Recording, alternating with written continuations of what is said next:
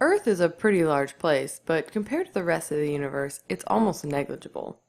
There's just so much space out there, and it's filled with billions of other things like planets, stars, and galaxies. If you like studying what's beyond Earth, you would make a good astronomer. Astronomy is the study of stars, planets, and space, basically everything else outside of Earth. I want to be very clear that astronomy should not be confused with astrology, which not only is not a science, but is the belief that human events are related to the position of celestial bodies. You can think about the difference like this. Astronomy is the scientific study that explains why stars are where they are, while astrology is an unfounded belief that the position of stars influences our daily lives. There's just no scientific backing for it, and we're going to leave it at that. We also need to understand the difference between astronomy and cosmology. They're sort of similar, but the field of astronomy is concerned with space and what's in it, while cosmology is the study of the universe as a whole. Cosmologists are interested in things like the history of the universe, its origin, and its evolution over time. So if the universe were a pizza, cosmology would be the study of how pizza came to be, while astronomy would be the study of the crust, sauce, cheese, and other toppings that come on that pizza. Things in space are really far away, so modern astronomers use things like telescopes to help them see what's going on out there. But before this time, sky viewers had to use their own eyes to observe what was going on in space. You can't get a lot of detail this way, but you can create maps of the stars and planets. And this is much of what early astronomy consisted of. The 16th and 17th centuries are pretty famous because during this time, a scientific revolution began that changed the game forever. Scientists started inventing, questioning, and experimenting like never before. In fact, much of what we know about space today came from the hard work and insight of folks like Copernicus, Brahe, Galileo, Newton, and Kepler during this time. For example, Copernicus showed that the Earth revolves around the Sun, not the other way around, and the planet Uranus was discovered. There were also major improvements to the telescope during this time, and Newton proposed his law of universal gravitation, which explained the motion of the planets in our solar system.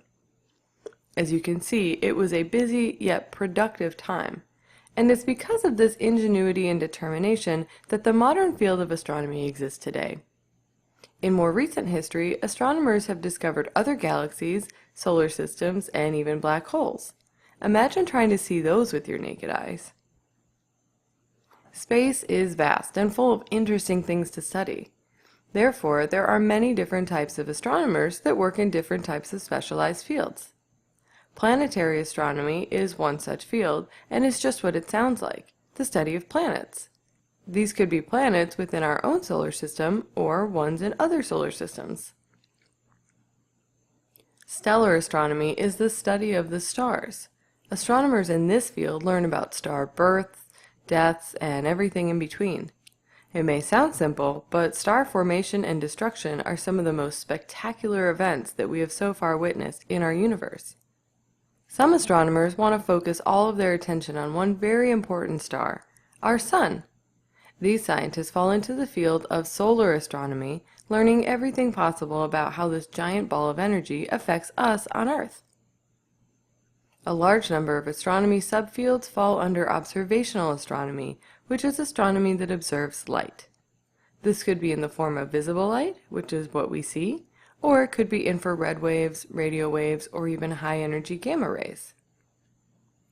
While many disciplines of astronomy are concerned with data collection, theoretical astronomy is a field that develops analytical models and explains observational results.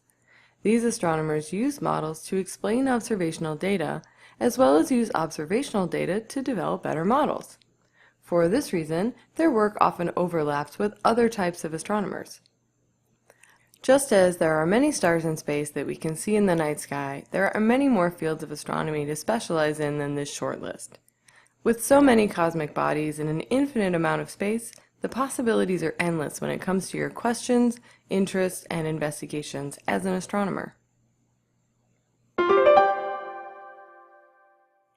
We call the study of stars, planets, and space the field of astronomy.